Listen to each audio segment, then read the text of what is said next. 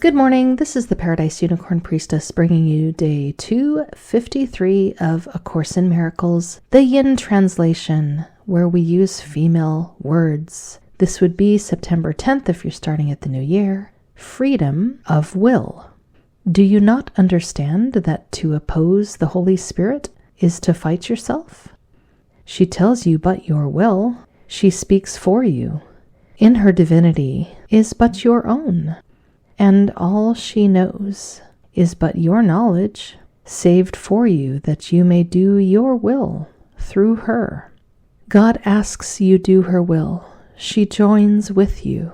She did not set her realm up alone. And heaven itself but represents your will, where everything created is for you.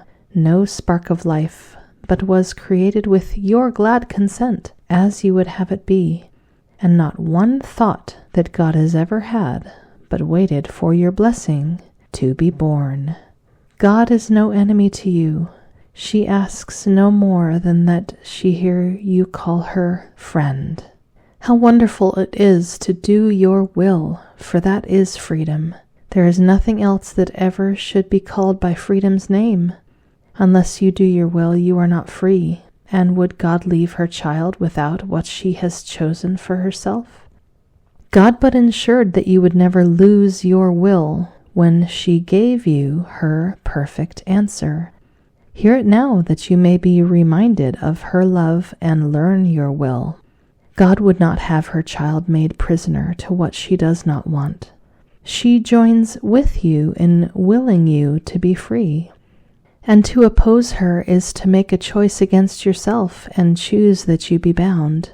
Look once again upon your enemy, the one you chose to hate instead of love. For thus was hatred born into the world, and thus the rule of fear established there. Now hear God speak to you through her, who is her voice, and yours as well, reminding you that it is not your will to hate and be a prisoner to fear, a slave to death, a little creature with a little life. Your will is boundless. It is not your will that it be bound. What lies in you has joined with God herself in all creation's birth. Remember her who has created you, and through your will created everything. Not one created thing but gives you thanks, for it is by your will that it was born. No light of heaven shines except for you, for it was set in heaven by your will. What cause have you for anger in a world that merely waits your blessing to be free? If you be prisoner, then God herself could not be free. What is done to her whom God so loves is done to God herself. Think not she wills to bind you, who has made you co-creator of the universe along with her. She would but keep your will forever and forever limitless. This world awaits the freedom you will give when you have recognized that you are free. But you will not forgive the world until you have forgiven her who gave your will to you. For it is by your will the world is given freedom, nor can you be free apart from her whose holy will you share. God turns to you to ask the world be saved, for by your own salvation is it healed. And no one walks upon the earth but must depend on your decision, that she learn death has no power over her, because she shares your freedom as she shares your will. It is your will to heal her. And because you have decided with her, she is healed. And now is God forgiven, for you chose to look upon your sister as a friend. This really ties it all together, how we are all one. Me, you, everything we seem to encounter in the dream illusion, God the Mother, we're all just one and the same. When you encounter the tiniest ant, it is the Creator. It is, yes, a particle of the creation, but in every particle is the whole. Everything you encounter, everything you meet, it is the Creator that created you, and you created that. We all created ourselves. It is not really easy for us to wrap our brain around, but all we're being asked to do is to offer nothing but love, to encounter the things that we don't prefer as requests for love. And A Course in Miracles says, if we offer that which was asked of us, then we ourselves will be convinced that we had everything to give, that we already have everything. There will be no scarcity in us.